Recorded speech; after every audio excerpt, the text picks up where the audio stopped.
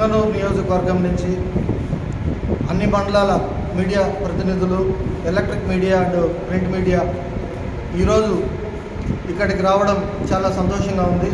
ఈరోజు ముఖ్యంగా మీడియా సమావేశం నిర్వహించడానికి ముఖ్య కారణం 4 రోజుల ముందు మా అధ్యక్షులు ఉప ముఖ్యమంత్రి వర్యులు పవన్ కళ్యాణ్ గారు పొలంనేరు కుంకి ఏనుగుల సందర్శనార్థం రావడం, రిటర్న్లో పోతూ మంగళంపేట ఇక్కడ ఉన్న నాయకులు పెద్దరెడ్డి రామచంద్రారెడ్డి గారైతేమి, మిథున్ రెడ్డి గారైతేనేమి వాళ్ళ ఫ్యామిలీలో ఉన్న వ్యక్తులపైన అటవీ భూములు కబ్జా చేసినట్లు రావడంతో ఆయన హెలికాప్టర్లో వెళ్తూ ఒక వీడియో తీసుకుంటూ దాన్ని సోషల్ మీడియాలో కానీ పబ్లిక్ కావడం జరిగింది.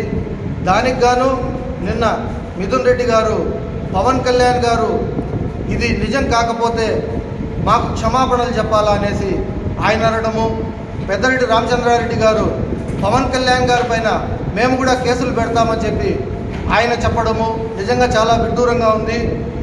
నిజంగా మీరు మీ సొంత ఆస్తులైతే 76 ఎకరాలు మీ కుటుంబం మీద ఉన్నట్టయితే 32 ఎకరాల 68 సెంట్లు భూమి, అటవీ భూమిని ఎందుకు మీ జాగాలో కలుపుకున్నారు? మీ జాగా అంటున్న జాగాలో మీరు ఎందుకు కలుపుకున్నారో మాకు సమాధానం చెప్పాలి.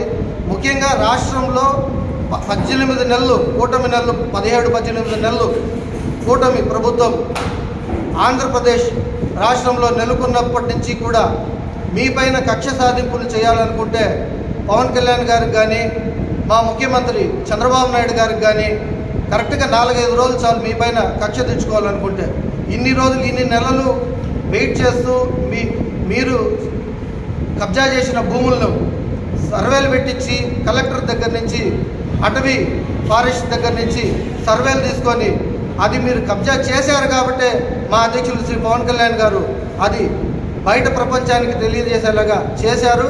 దయచేసి మా అధినాయకుడు పవన్ కళ్యాణ్ గారి పైన మీరు చేసే వ్యాఖ్యలను మేము పుంగనూరు నియోజకవర్గ జనసేన పార్టీ నుంచి కూడా మేము ఖండిస్తున్నాం.